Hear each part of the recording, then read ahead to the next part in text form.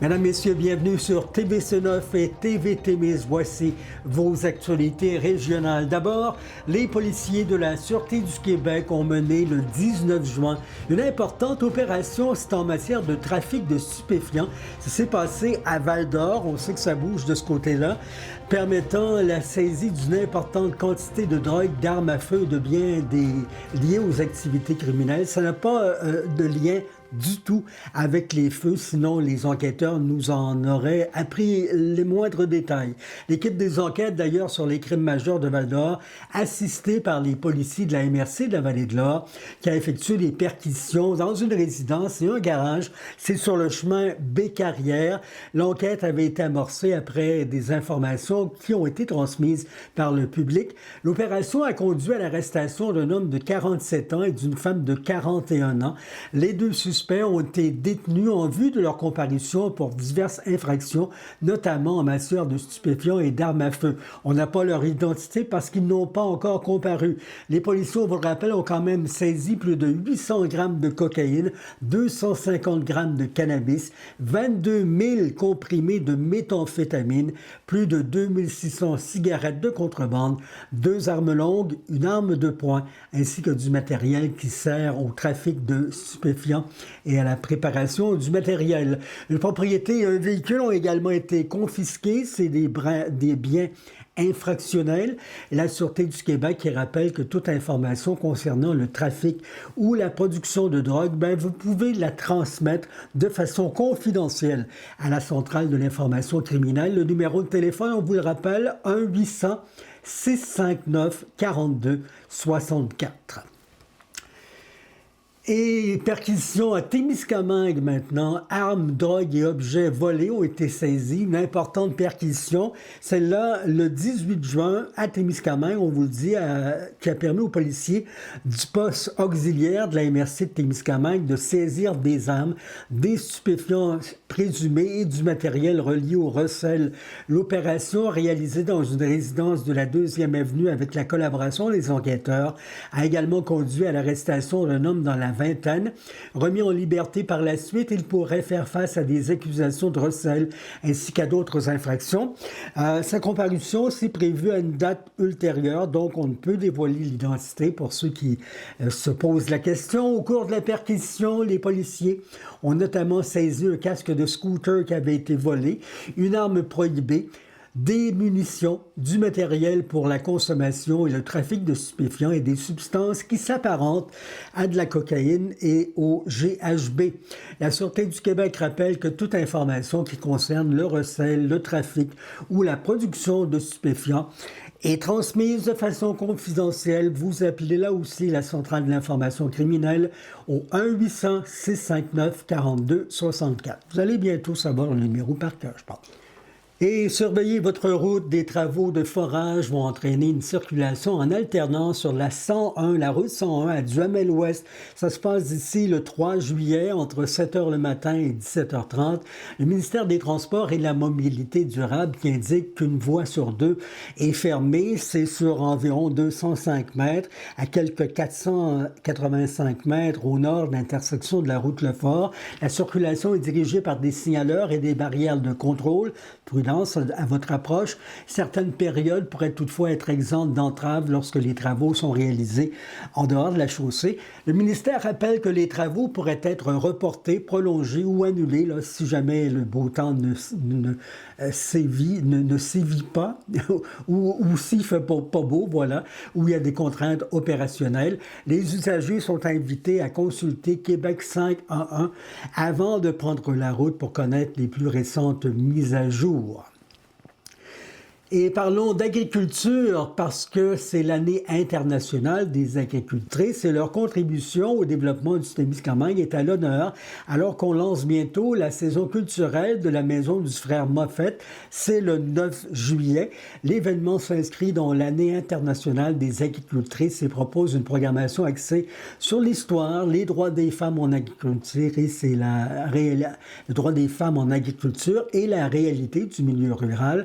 Des visiteurs peuvent découvrir une exposition de photographies et de documents qui retrace l'évolution du rôle des agricultrices témiscamiennes d'hier à aujourd'hui. La programmation comprend la projection du documentaire de l'Office national du film qui s'appelle Madame, vous n'avez rien. Ça a été réalisé en 1982 et ça aborde les défis juridiques financiers auxquels ont fait face les femmes en agriculture. L'activité va se poursuivre avec une causerie, Madame Danielle Labrie, qui est une figure marquante des luttes qui ont mené à la reconnaissance officielle du statut des agricultrices au Québec. Les travailleuses de rang seront aussi présentes pour faire connaître leurs services de soutien psychologique destinés aux familles agricoles. Des jeux pour les enfants, un goûter gratuit vont compléter l'activité ouverte à la population qui se déroulera de 15 à 18 heures à la maison du frère Moffett. Je vous rappelle la date, le 9 juillet, c'est à Ville-Marie. Et c'est la saison des marchés publics et celui de Ville-Marie a lancé sa saison 2026 le 25 juin dernier. Les citoyens, depuis, vous êtes invités à rencontrer les producteurs, artisans de la région tous les jeudis jusqu'au 10 septembre entre midi et 17 heures. C'est près de l'Hôtel de Ville, au 33 de la rue Saint-André. Les visiteurs, vous pouvez découvrir une variété de fruits, de légumes frais, du produit du terroir et des créations artisanales locales. L'événement met en valeur le savoir-faire régional tout en offrant une vitrine aux entreprises et producteurs du Témiscamingue. Les organisateurs soulignent que chaque achat effectué au marché contribue directement à soutenir l'économie locale et à encourager la production de proximité. On vous invite à profiter de l'ambiance conviviale du marché tout au long de la saison estivale. Et dans le monde des arts, la peintre témiscamienne Diane Desrochers présente jusqu'au 7 septembre l'exposition d'une touche à l'autre, l'empreinte du vivant. C'est au centre de service de la Pointe au Pémican dans le cadre d'un partenariat entre notre MRC de Témiscamingue, sa commission culturelle et le Parc national d'Opémican. Sélectionné à la suite d'un appel de projet, l'artiste expose 10 tableaux inspirés de la faune témiscamienne. Ces œuvres qui mettent en scène oiseaux, mammifères et autres animaux sauvages célèbrent, et c'est bien beau, la richesse de la biodiversité locale à travers un style réaliste empreint de sensibilité. Présentée pour une 6e année, l'initiative offre une vitrine aux artistes du territoire dans un lieu touristique fréquenté. Selon la présidente de la commission culturelle, Mme Édith Laperrière, l'exposition permet aux visiteurs d'apprécier les portraits animaliers qui rendent hommage aux paysages et à la faune du Témiscamingue. La directrice du Parc national d'Opémican, Mme Karine Bergeron, souligne que le partenariat contribue à faire rayonner les artistes de la région en sensibilisant le public à la préservation de la biodiversité. La commission culturelle remercie également l'ensemble des artistes ayant soumis leur candidature. Et toujours dans le monde des arts, l'exposition de Stéphanie Lafave invite à renverser le regard sur les Premières Nations. C'est présenté au lieu historique d'Obadjiwan, Fort Témiscamingue. Knekiwe Adjimowin, renverser le défi, c'est le récit, renverser le récit, c'est ce qu'on dit. Ça propose une réflexion sur les préjugés et les perceptions entourant les peuples autochtones à travers une série de photographies. Dévoilée le 21 juin, l'exposition est accessible aussi jusqu'au 7 septembre. L'artiste remercie Parc Canada et Simon et l'équipe du lieu historique pour leur soutien dans la réalisation du projet. Stéphanie Lafave a également exprimé sa reconnaissance envers des proches qui sont allés assister au vernissage. Et c'est la fête du Canada et ça s'annonce festif à Témiscamingue ce 1er juillet. Plusieurs activités gratuites sont prévues pour toute la famille avec des spectacles, animations et le retour très attendu des feux d'artifice. La soirée culminera avec le spectacle du groupe Cat et les Boomers dès 21h sur la scène du lac, suivi des feux d'artifice vers 22h30 au parc du Centenaire où un service de bar sera également offert. Le lieu historique national Obadjiwan Fort Témiscamingue propose en après-midi gâteau, thé, cabine photo d'époque et une prestation du groupe Parle Parle Jazz à 14h. Toutes les activités, on vous le rappelle, seront gratuites et le RIFT à Ville-Marie va souligner aussi la fête nationale avec un atelier de peinture sur feuilles d'érable en céramique. Ça se passe de 10h à midi. Place limitée, inscription obligatoire. Gâteaux, grignotines, breuvages sont servis aux participants.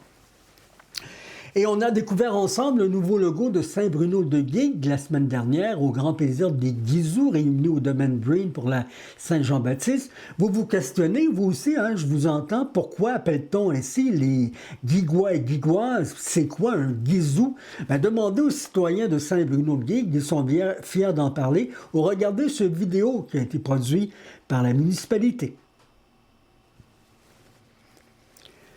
Il est politique que les membres du Parti québécois ont voté et choisi par une faible majorité d'à peine 2 voix. Imaginez sur M. Jean-François Vachon, l'ex-mairesse, Mme Diane Dallaire a été choisie comme candidate officielle en vue des prochaines élections provinciales dans le comté Rouyn-Noranda-Témiscamingue.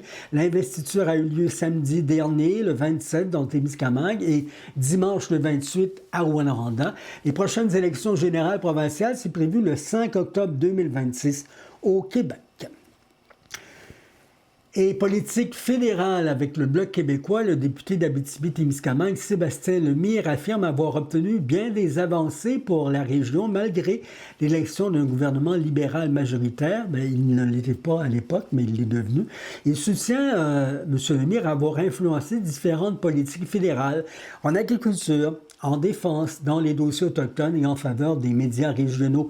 Porte-parole du Bloc québécois en agriculture et en gestion de l'offre, M. Lemire souligne que ces interventions ont contribué à l'annonce d'une stratégie fédérale visant le développement de carrefours alimentaires. Il souhaite que l'Abitibi et le Témiscamingue soient priorisés dans cette initiative et rappelle avoir fait valoir les réalités régionales devant le comité permanent de l'agriculture.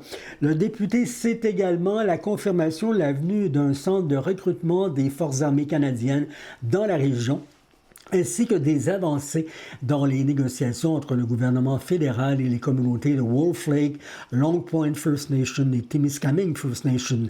Concernant leurs revendications territoriales, Sébastien Lemire déplore toutefois le manque d'appui d'Ottawa à certains secteurs économiques québécois et critique notamment le fait qu'il n'y a pas eu d'aide fédérale pour la modernisation de la fonderie Horn et le soutien jugé insuffisant à l'industrie forestière, tout en réclamant plus d'aide pour les médias régionaux et les festivals.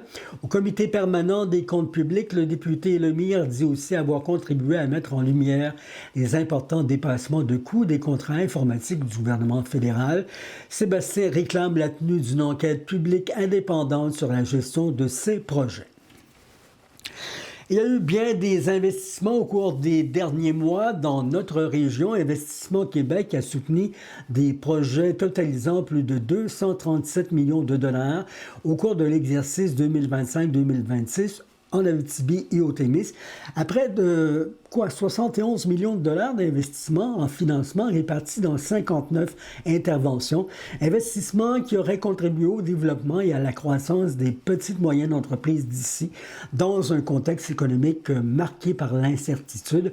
Au cours de la dernière année, l'organisme a également réalisé 16 accompagnements en innovation pour aider les entreprises à intégrer de nouvelles technologies, adopter l'intelligence artificielle, améliorer leur productivité ou accélérer leur virage numérique.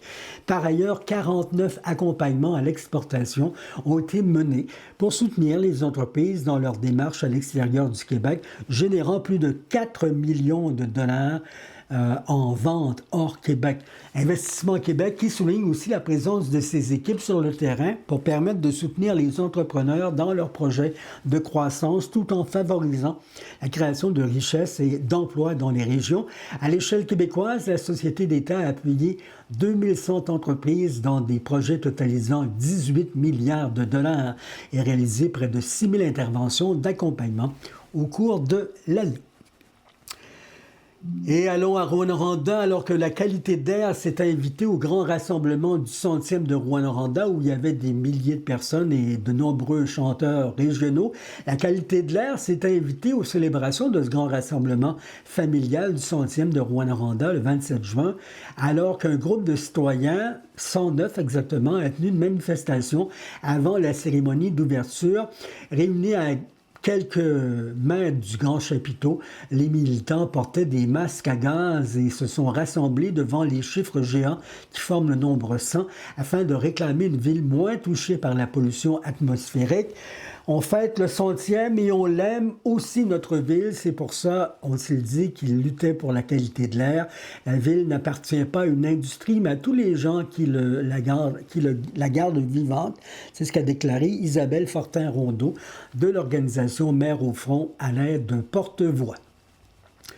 Et dans le domaine des mines, des investissements fédéraux de plus de 4,5 millions de dollars soutiennent 2 projets à la mine Westwood à Pressac près d'Amos. Le gouvernement du Canada qui a annoncé un financement total pouvant atteindre 73 millions de dollars pour 12 projets liés aux minéraux critiques, dont 2 initiatives d'IAMGOLD visant à accélérer la décarbonation des opérations minières en Abitibi. À la mine Westwood, à Pressac, IAMGOLD va recevoir 2 400 000 dollars pour démontrer l'utilisation de camions de transport électriques et installer des infrastructures de recharge. Un autre projet va bénéficier, lui, de 2 168 970 dollars afin d'intégrer des technologies de récupération d'énergie dans le système de ventilation souterrain, réduisant les besoins en chauffage et la consommation de gaz naturel. Le ministre de l'Énergie et des Ressources naturelles fédéral, Tim Hodgson, affirme que ces investissements permettront de créer des emplois, de renforcer la compétitivité du secteur minier canadien et de positionner le Canada comme un fournisseur de choix en minéraux critiques grâce à des infrastructures modernes, à l'innovation et à des partenariats avec les peuples autochtones. Et restons dans les mines, alors que depuis 2002, selon la presse canadienne, le Québec a autorisé l'utilisation de plus de 650 hectares de lacs, rivières et autres milieux hydriques pour entreposer des résidus miniers. C'est ce que dénonce l'organisme Au Secours dans un bilan publié jeudi dernier. Selon l'organisme, ces autorisations ont été accordées malgré l'entrée en vigueur d'un règlement fédéral qui encadre maintenant les rejets miniers dans les milieux aquatiques. Au Secours, qui estime toutefois que ce cadre est insuffisant et facilement contourné, l'organisme demande au prochain gouvernement qui sera élu au Québec d'obliger les compagnies minières à remblayer leurs fosses afin d'utiliser des plans d'eau pour leurs résidus, puis d'interdire complètement la pratique. Les mines de fer à ciel ouvert sont particulièrement visées. Au Secours, EAU, cite notamment les mines du Mont Wright et du lac Bloom au Québec, les mines Scully et Carroll au Labrador. L'organisme estime que les 650 hectares recensés ne représentent que la pointe de l'iceberg, puisque les mines de non-métaux ne sont pas incluses dans son analyse. Il rappelle également que la production d'une tonne de fer génère 3 à 10 tonnes de déchets miniers. Enfin, un sondage commandé par Équiterre indique que 82 % des répondants souhaitent que le prochain gouvernement au Québec interdise l'utilisation des lacs pour entreposer des résidus miniers. Et parlons diététique. Oui, les techniciennes et techniciens en diététique qui ont été mis à l'honneur partout dans la région grâce à une série de kiosques qui visaient à faire découvrir leur profession et leurs contributions essentielles au réseau de la santé et des services sociaux. Organisés dans le cadre d'initiatives de valorisation des professions de la santé, les activités ont permis au public et au personnel de Santé Québec Abitibi-Témiscamingue d'en apprendre davantage sur le rôle des techniciennes et techniciens en diététique. Des jeux interactifs sur les textures alimentaires, des démonstrations culinaires pour réduire le gaspillage alimentaire, ainsi que des conseils pratiques ont été proposés. Les participantes ont également expliqué les différences entre leur profession et celle des nutritionnistes, tout en offrant des dégustations de produits utilisés dans les services alimentaires, notamment des liquides épaissis et des suppléments nutritionnels. Ces kiosques ont permis de mieux faire connaître cette profession dont le travail contribue directement à la qualité des soins et des services. Santé Québec Abitibi-Témiscamingue remercie les équipes qui se sont mobilisées pour sensibiliser la population à l'importance de leur rôle. Et parlons diététisme et de nourriture, dans le monde sportif, la pêche en eau douce demeure une excellente habitude alimentaire à condition de consommer certaines espèces avec modération. En Abitibi-Témiscamingue, les autorités de santé publique rappellent que le poisson est une source de protéines, d'oméga 3 et de vitamines, mais que certaines espèces peuvent contenir des concentrations un peu plus élevées de méthylmercure. Les poissons prédateurs comme le doré, le brochet, le tourladie et le masquinongé sont davantage susceptibles d'accumuler du mercure. Les femmes enceintes qui allaitent, les jeunes enfants et les personnes qui consomment régulièrement du poisson de pêche sportive sont invitées à suivre les recommandations du guide de consommation du poisson de pêche sportive en eau douce. Les autorités recommandent de varier les espèces consommées, de privilégier les poissons de plus petite taille et de retirer la peau ainsi que les viscères avant la cuisson. Lors d'un voyage de pêche, une consommation plus élevée peut être compensée par une période où vous n'en consommez pas du tout. Ensuite, avec quelques précautions, il est possible de continuer à profiter des bienfaits de la pêche sportive tout en protégeant sa santé et celle de vos proches. Et de la pêche, passons à la chasse. Tiens, on pense à vous aussi, chasseurs. La population d'orignaux de la zone 17 qui a presque doublé en 4 ans, c'est selon les résultats de l'inventaire aérien réalisé l'hiver dernier par le ministère de l'Environnement et de la lutte contre les changements climatiques, de la faune et des parcs. Une hausse de 99% qui confirme les effets positifs des mesures de conservation mises en place depuis 2022. L'inventaire réalisé en collaboration avec le gouvernement de la Nation Crie ainsi que les communautés de Waswanipi et d'Oujé-Bougoumou estiment la population à 2060 orignaux comparativement à 1036 en 2021 quand même. La densité, le nombre de faons et le ratio mâle-femelle affichent également une nette amélioration. Le ministère souligne que les secteurs touchés par les feux de forêt de 2023 accueillent désormais plus d'orignaux qu'avant et les résultats serviront au comité conjoint de chasse, de pêche et de piégeage pour évaluer les prochaines mesures de gestion de cette population faunique.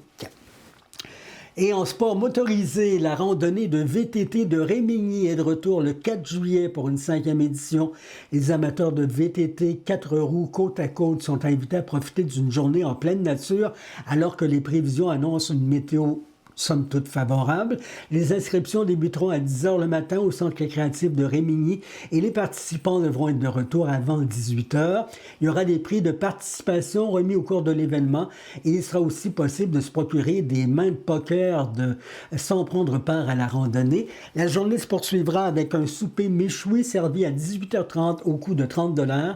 Les organisateurs demandent de réserver aujourd'hui, 1er juillet ou plus tard. En soirée, un feu de camp et un service de bar sont prévus si la température le permet, ainsi qu'un tirage moitié-moitié à 22h. Les participants sont invités à apporter leurs chaises de camping pour profiter pleinement de la soirée. Et amateurs de navigation maintenant, que vogue votre joli ou gros bateau, 2 bouées flottantes ont été installées pour vous protéger des usagers des marinas du lac Témiscamingue, des bouées qui ont été installées près des marinas 1 et 2 du Club nautique Témis pour inciter les plaisanciers à réduire leur vitesse à l'approche des quais. L'initiative réalisée en collaboration avec la municipalité de Notre-Dame-du-Nord et la marina Tête du Lac veut limiter les vagues qui peuvent nuire aux embarcations, aux quais ainsi qu'aux autres usagers de la rivière. La campagne rappelle aux navigateurs de partir en douceur en quittant la marina, modérer votre allure à proximité des installations et de ralentir quand vous renez. Ces gestes contribuent parce que c'est pas agréable de se faire brasser, à assurer la sécurité et le plaisir des plaisanciers, baigneurs, adeptes de planche à pagaie, de kayak, de pédalo et de toutes les personnes qui profitent du cours d'eau. Les partenaires invitent les usagers à respecter la signalisation installée et soulignent que la collaboration de chacun est essentielle pour préserver un environnement nautique sécuritaire et agréable pour tout le monde. Et plus le temps passe, plus on approche des jeunes qui seront au cœur du Raid Témiscamingue 2026 avec une campagne de sociofinancement qui vise à leur permettre de participer gratuitement aux activités de l'événement. L'organisation qui a dévoilé la programmation officielle du championnat du monde junior de course d'aventure qui se passe dans moins d'un mois, du 23 au 26 juillet. La campagne lancée sur La Ruche a pour objectif de financer le Raid Jeunesse Desjardins pour les 13-17 ans et de soutenir 5 équipes locales qui prendront part au championnat du monde junior. Grâce au fonds 1001 pour la jeunesse, chaque don va être doublé et va servir notamment à couvrir les frais d'inscription, d'équipement et les ateliers préparatoires. Près de 80 athlètes de 9 pays participeront à la première édition du championnat du monde junior. Les activités s'amorcent, je vous le rappelle, le 23 juillet à la Pointe au Pémican avec la cérémonie d'ouverture. Les compétitions jeunesse et 55 ans et plus suivront le 24 juillet à Obadjiwan Fort Témiscamingue. Le championnat qui prend son départ le 25 juillet dans la baie d'Orval avant de se conclure le 26 juillet à Témiscamingue avec un passage en tyrolienne au quai public de Kipawa et une arrivée au parc Philippe Barrette. Voilà, je vous rappelle que la Coupe du monde de soccer se poursuit. Le Canada qui a gagné une autre fois contre tout espoir 1-0. Vous pouvez suivre des commentaires et évidemment un reportage sur CKVM avec un spécialiste en la matière. Là-dessus, je vous souhaite une bonne semaine. Soyez prudents avec les amis et la famille. Prudents évidemment dans l'eau et sur terre. Et je vous retrouve pour un autre bulletin TV Témis, Info Témis, la semaine prochaine. Au revoir.